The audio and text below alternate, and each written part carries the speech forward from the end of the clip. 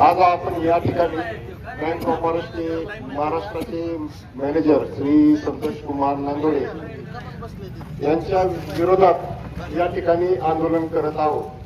आता ऍक्च्युली आंदोलन करण्याची फार काही गरज नाही, पण हे जे ब्रँच मॅनेजर आहेत त्यांची प्रवृत्ती खूपच वाईट आहे। माणसाला एवढा त्रास देतो म्हणजे विचाराची सोय नाही। म्हणजे या बँकेमध्ये माझी आई फक्त सही शिकण्यासाठी रडली। वडील वारले, पेन्शनसाठी, पेन्शन फॉर्मवरती सहीसाठी मी 1.5 महिन्याच्या क्रमारीत होतो। Treasury bank of Maharashtra, treasury bank of Maharashtra. शेवटी मी ट्रेझरीतून माहिती काढली आणि त्या साहेबांना माझी अडचण सांगितली। साहेब, ते बँकेचे साहेब सही काही देत नाहीत। ते साहेब म्हटले तुम्ही तिथे गेल्यावर मला फोन करा।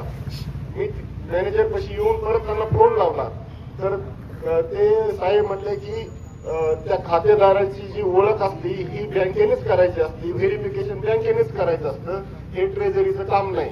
तेवढं ऐकून पण तो साहेब काही सही करायचा। शेवटी माझा त्याच्यासोबत वाद झाला। वाद झाल्यानंतर मग मला शेवटी तिथं माझ्या इरडत बसली। मला एवढं वाईट वाटलं की मी डॉक्टर असून माझ्या आई सही शिकण्यासाठी रडली बँकेमध्ये।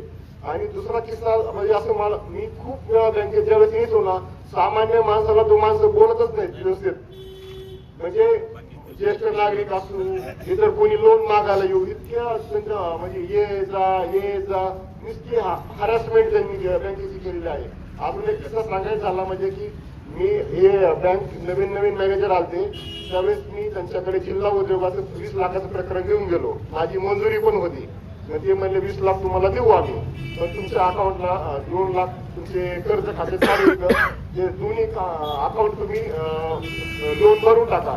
मी साहेब त्यांचे 5 लाख भरून ते अकाउंट नील केलं आणि त्यानंतर म्हटलं साहेब आता तुम्ही फाईल पुढं करा।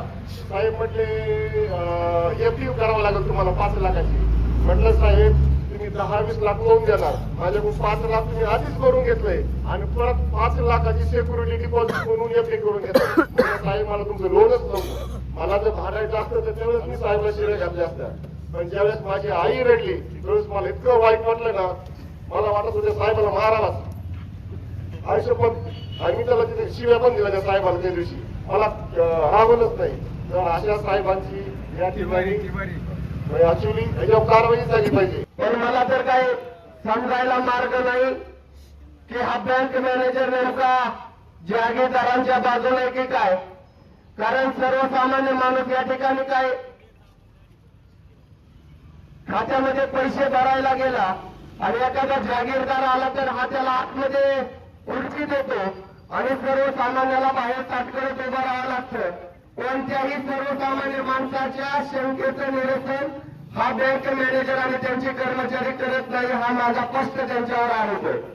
कारण बँक ही सर्वसामान्यांची आणि तुम्ही सर्वसामान्यांचे सेवक म्हणून या ठिकाणी काम करत आहात। आता मागच्या वर्षी आमच्या काही धनगर समाजातील बांधवांनी अहिल्यादेवी होळकर शेळी मेंढी पालनाचे जे प्रकरण म्हणजे सँक्शन करून आणले त्यांना अहिल्यादेवी शेळी मेंढी पालन विकास महामंडळाने त्यांना लोन सँक्शन केलं। त्यांनी सांगितलं की तुमची जी होम ब्रांच आहे तिथून तुम्ही त्यांची परवानगी आणा। या बँकेला 50% आणा, 50% सबसिडी होती, 50%। त्यांचे 20-20 लाख लोन सँक्शन झाले।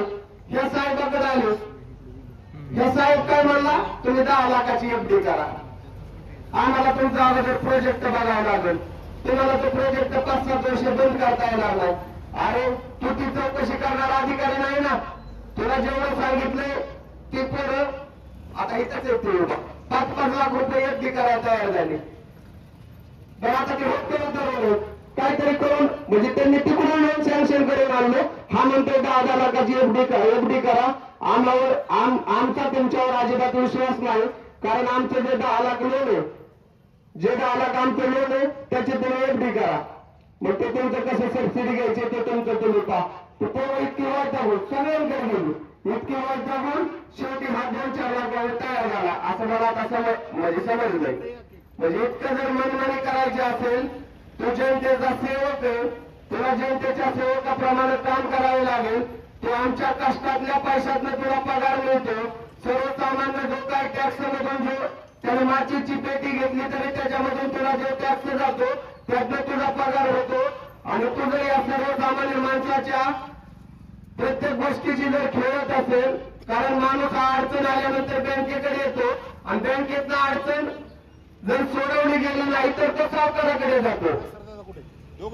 आता जर सगळ्या माणसांना अण्णा नेत्रेंसारखा तालुक्याला काम करणाऱ्या एका राजकीय पुढाऱ्याला जर तो अशी अडचण आणत असेल, ते उद्योग क्षेत्रामध्ये त्यांचं मेडिकल आहे 25-30 वर्षापासून, तू जर असल्या माणसांना अडचणीत आणत असेल तर तुझ्या म्हणजे तू त्या खुर्चीला लायक नाही असं माझं स्पष्ट मत आहे. कारण तुमचं जरी तुमच्या विरोधात आंदोलन आमचं नाही, तुझ्या जी प्रवृत्ती त्याच्या विरोधात निश्चित प्रकारे आमचं हे आंदोलन आहे. कारण डॉक्टर साहेबांसारख्या वेल एज्युकेटेड माणसाला जी सर्वसामान्य रुग्णांची गेल्या 10-15 वर्षापासून सेवा करतायत, त्या माणसाला जर अशी अडचण येत असेल तर सर्वसामान्य माणसाला तुम्ही काय न्याय देणार आहे? आता तिथं बसून साहेब तुम्ही ऐकू नका, तुम्ही माझ्याकडे तिथं बसून पाहताय, बाहेर येऊन सर्वसामान्य माणसाच्या प्रश्नाची उत्तरं तुम्ही या ठिकाणी येऊन द्या. तुम्ही तिथं बसून काही होणार नाही, कारण तुमची 1-1.5 वर्ष राहिलेली आहेत, आम्ही तुम्हाला 4-5 वर्षापासून ओळखतो. त्यामुळे तुम्हाला आम्ही विनंती करतो की जी काही या जनतेची, या लोकांची, तुमच्या खातेदारांची जी काय भावना आहे त्याला तुम्ही समर्पक अशी उत्तरं द्या. तुमच्या काय अडचणी असतील सांगा. कारण असं मला जाणवतंय तुम्ही दुसऱ्या ठिकाणी 1.5-2 कोटीची लोन देताय, त्यांच्या कसल्या आधारावर तुम्ही त्यांना लोन दिली त्याची उत्तरे या ठिकाणी येऊन द्या. त्यामुळे मी तुम्हाला सर्वांच्या वतीनं परत एकदा तुम्हाला मी विनंती करतो की तुम्ही या ठिकाणी जनतेच्या आणि खातेदारांच्या प्रामाणिकपणाचा फायदा घेऊन दुसरी काही गोष्ट करण्याचा प्रयत्न करू नका. माझी पोलीस प्रशासनाला विनंती आहे, दादा कोणाला विनंती आहे, त्यांना बाहेर बोलून या प्रश्नांची उत्तरं द्यायला लावा. कारण प्रत्येक माणूस हा बोलून दाखवत नाही, इथे जेवढे माणसं ती बोलून दाखवणार नाही, पण आमच्या वतीनं आणि त्यांच्या वतीनं तुमच्यापर्यंत त्या भावना पोहोचवतो. त्यामुळे त्यांनी इथे येऊन सगळ्या प्रश्नांची उत्तरं द्यावीत. आणि डॉक्टरांनी जो काही हे उपोषणाचं या बँक ऑफ महाराष्ट्राच्या मॅनेजरच्या विरोधात जे काय या उपोषणाचं आयोजन केलेलं, मी जळगाव ग्रामस्थांच्या वतीनं, पंचक्रोशीच्या वतीनं त्यांना जाहीर असा पाठिंबा व्यक्त करतो आणि या ठिकाणी